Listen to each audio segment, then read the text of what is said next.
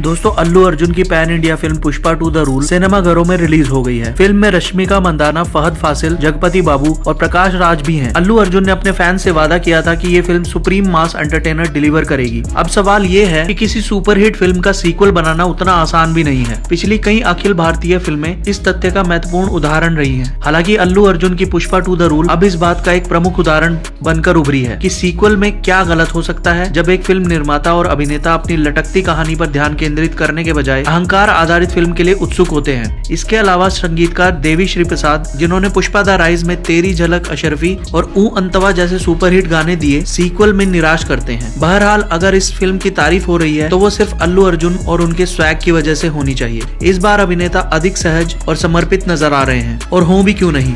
वो 5 साल से पुष्पराज की भूमिका में है। पुष्पा 2 मुख्य रूप से 3 कहानियों में बटी हुई है: Pushpa versus CM, Pushparaj versus Shekhawat और पुष्पा का बचपन का आघात। हाँ, श्रीवल्ली का किरदार इस बार संसद में महिला वक्ताओं जितना ही महत्वहीन है। इस बार सुकुमार श्रीलीला को अपने रास्ते पर ले आए, लेकिन उनमें सामंथा की सॉल्टीनेस नहीं है। हिंदी वर्जन में श्रेयस तलपड़े ने एक बार फिर पुष्पराज के किरदार को बड़े पर्दे पर जीवंत कर दिया है। दोस्तों अगर बात करें कहानी की, तो निर्देशक सुकुमार ने जिस तरह पिछली बार फिल्म की कहानी को विदेश से लेकर समुद्र के रास्ते रेखा चित्रों के जरिए लाल चंदन के जंगलों तक पहुंचाया था, वही इस बार भी किया गया है। पुष्पा 2 जापान के एक बंदरगाह से शुरू होती है और दक्षिणी भारत और कई अंतर्राष्ट्रीय समुद्र तटों के बीच लटकती है। इस प्रदर्शन में सुकुमार को वो मदद मिली है जिसकी उन्हें अपने पात्रों से अपेक्षा। जगदीश भंडारी, जगपति बाबू, राव रमेश और ब्रह्मा जी सभी अपनी भूमिकाओं में निपुण दिखते हैं। पिछली बार कहानी श्रीवल्ली का दिल जीतने की थी और इस बार कहानी अपनी माँ को अपने ही घर में वो सम्मान दिलाने की है जिसके लिए पुष्पराज बचपन से पीड़ित था। फिल्म के दर्शकों को पुष्पराज और भंवर सिंह शेखावत आईपीएस के बीच जितनी तनातनी की उम्मीद थी, शायद उतना देखने को नहीं मिला होगा। लेकिन परिवार का बवंडर सामने आने के बाद फिल्म पटरी पर नजर आती है, लेकिन आखिरी में पूरी तरह से खो जाती है। आखिरी 30 मिनट की फिल्म। तीसरे भाग पुष्पा 3 द रैम्पेज के लिए काम शुरू करने के उद्देश्य से निर्माताओं ने फिल्म के क्लाइमैक्स को बाधित कर दिया है। दोस्तों अब बात करते हैं एक्टिंग की।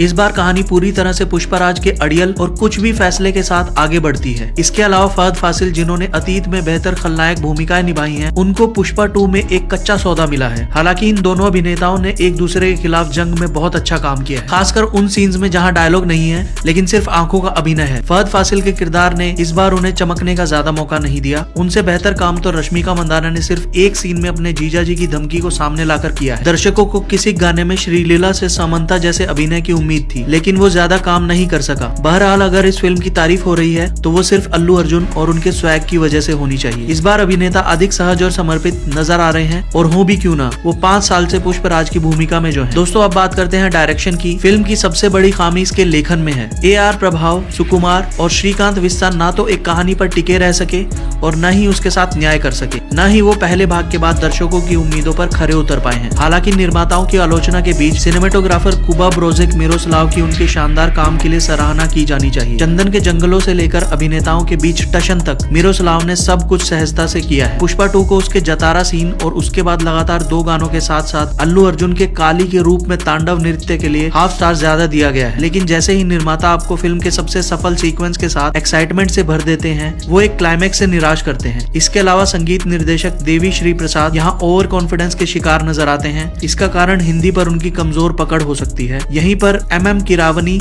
और AR रहमान शानदार प्रदर्शन करते हैं। वे भाषा की बाधाओं को तोड़ते हैं और जीतते हैं। दोस्तों पुष्पा 2 द रूल में गहराई और ठोस स्टोरी लाइन का अभाव है। बहुत सारी कहानियों के बीच उलझी हुई फिल्म इंटरवल से पहले और क्लाइमैक्स के हिस्सों में संघर्ष करती है। इसके बावजूद एक्शन सीक्वेंस जबरदस्त है, खास तौर पर जतारा सीक्वेंस सबसे ऊपर है। अल्लू अर्जुन की पुष्पराज भले ही कई राहों में भटक गई हो, लेकिन अभिनेता का स्वैग, आकर्षण और ऑन पॉइंट संवाद अदायगी स्थिर बनी हुई है। फहद फासिल शेखावत के किरदार से निराश करते हैं और रश्मिका श्रीवल्ली के किरदार को परेशान करने की कगार पर है। फिल्म ने अपने तीसरे भाग के लिए काम करना शुरू कर दिया है और ये कहना सुरक्षित है कि निर्माताओं के पास अगली कड़ी में की गई गलती को दोबारा करने का ये आखिरी मौका हो सकता है। ये फिल्म एक बार देखने लायक जरूर है और मेरे लिए केवल 2.5 स्टार की हकदार है। पुष्पा 2 द रूल आपके नजदीकी सिनेमाघरों में हिंदी, तमिल, कन्नड़, बंगाली और मलयालम भाषाओं में रिलीज हो गई है। दोस्तों आपको ये फिल्म देखकर कैसा लगा कमेंट करके जरूर बताइएगा। मिलते हैं नेक्स्ट वीडियो में कुछ और नए अपडेट से। तब तक के लिए धन्यवाद। जय हिंद।